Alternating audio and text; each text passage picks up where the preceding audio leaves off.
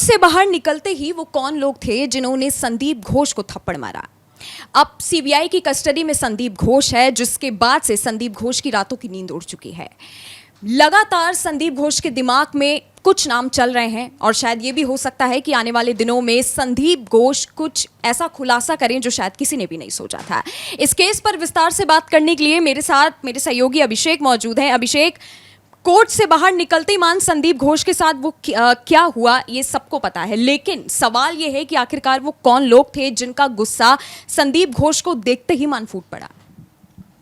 नंदिनी, 3 सितंबर को मतलब कल जब संदीप घोष को अलीपुर कोर्ट में सीबीआई लेकर जा रही थी तो सीबीआई के साथ सीआरपीएफ के कई जवान थे।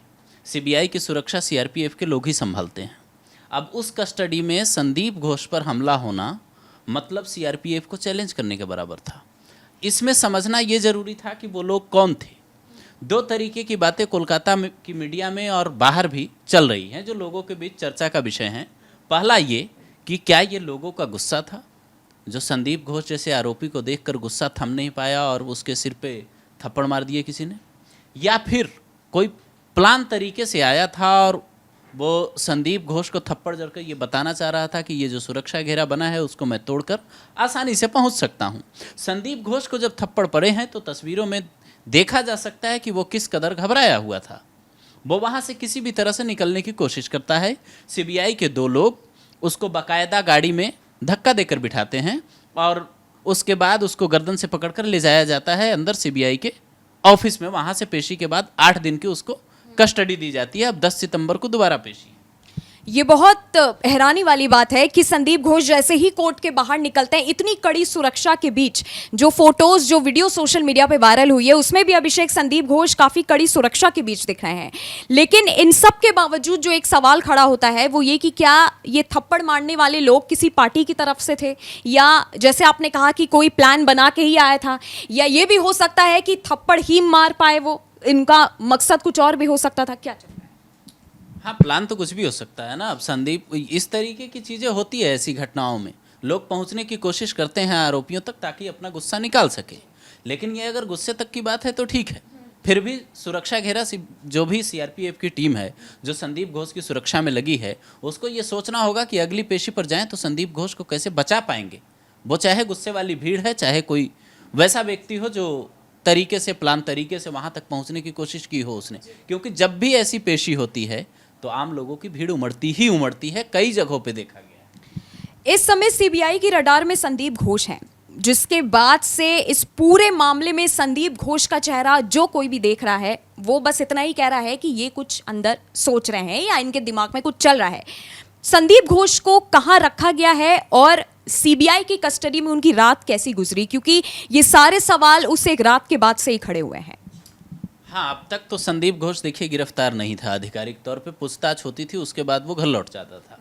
लेकिन जब कल कोर्ट ने कस्टडी दे दी तो सीबीआई को ले जाया गया निजाम पैलेस जो ऑफिस है जिसका जिक्र हम लोग कल कर रहे थे। उसी निजाम पैलेस की बिल्डिंग की 14वीं मंजिल में लॉकअप है। उसी लॉकअप में संदीप घोष को रखा गया है। अब अगले 7 दिनों तक संदीप घोष को वहीं रहना है।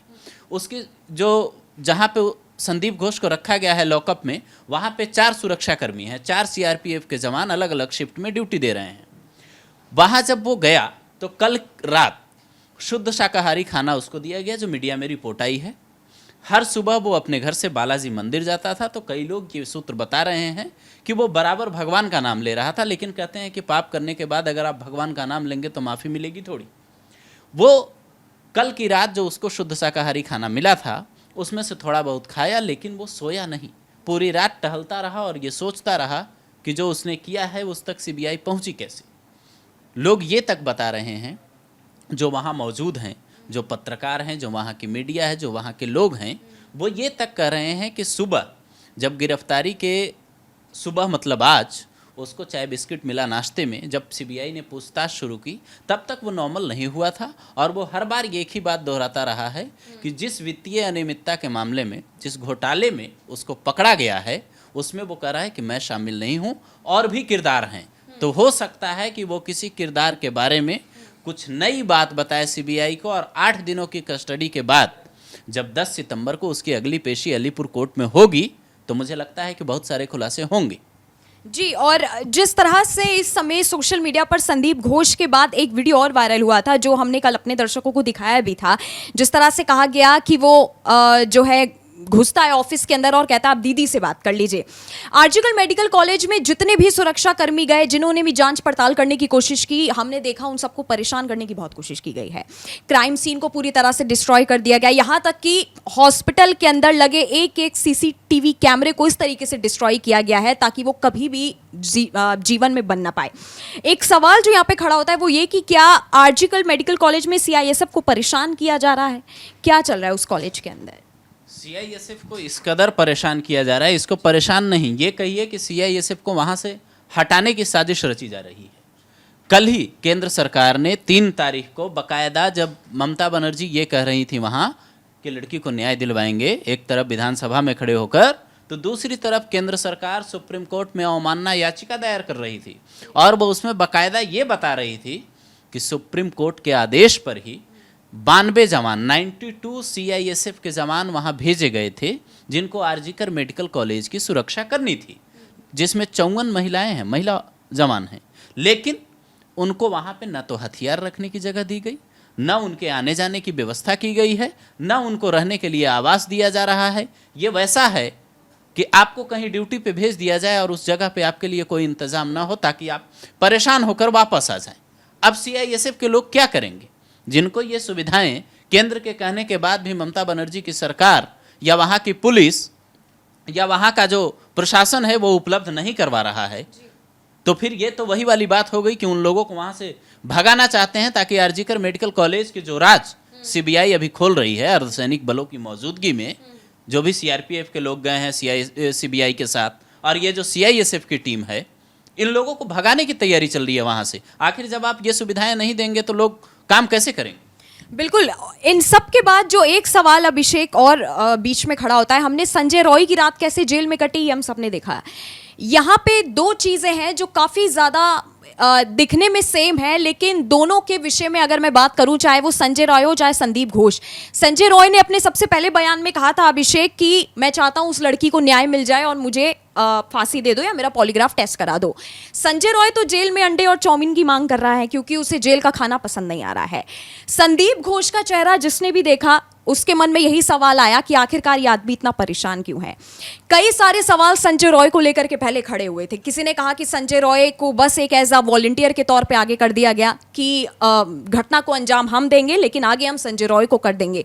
इन दोनों का चेहरा देख करके अभिषेक कई सारे सवाल खड़े होते हैं। एक आदमी जेल में अपनी मर्जी की जिंदगी जी रहा है, अपने मर्जी का खाना मांग रहा है, हालांकि पुलिस प्रशासन की ओर से उसकी कोई भी इच्छा अभी तक पूरी नहीं की गई है।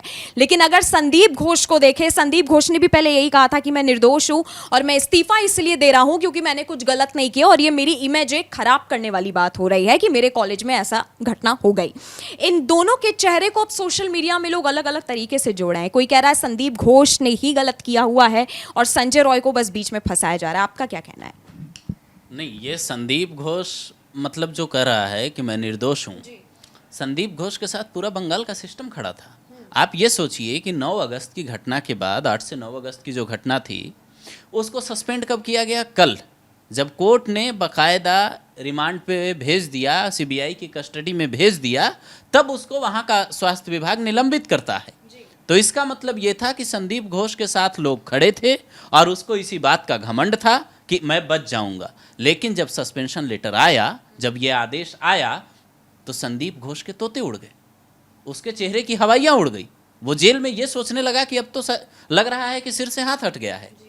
और जिस संजय रॉय की बात हो रही है, संजय रॉय को तो शुरू से ही ये मतलब आरोपी बनाकर ही पेश किया गया है, समझिए। तो अगर वो आरोपी है तो सीबीआई पहुंच चुकी है असली आरोपी तक, लेकिन अगर और भी आरोपी हैं तो फिर तो उसको आरोपी बनाकर पेश किया गया है। और ये जो संदीप घोष पकड़ा गया है, जो अभी सीबीआई की कस्टडी में 7 दिन तक कई बड़े राज उगलेगा, वो अब ये बताएगा कि असली आरोपी कौन है और कौन कौन लोग इसमें शामिल हैं। जी बिल्कुल। और जिस तरह से संदीप घोष के बैकग्राउंड के बारे में भी कई सारी बातें हो रही हैं कि इतना पावरफुल आदमी था कि उसको महज, आप खुद सोचिए ना, कि 8 घंटे के अंदर उसको दूसरे कॉलेज का प्रिंसिपल बना दिया गया, जिसके बाद से बंगाल की पूरी जनता इस बात से गुस्साई थी। और यही वजह थी कि जैसे ही संदीप घोष कड़ी सुरक्षा लेकर के कोर्ट से बाहर निकला, उसी सुरक्षा में मौजूद कुछ लोगों ने संदीप घोष को थप्पड़ मार दिया।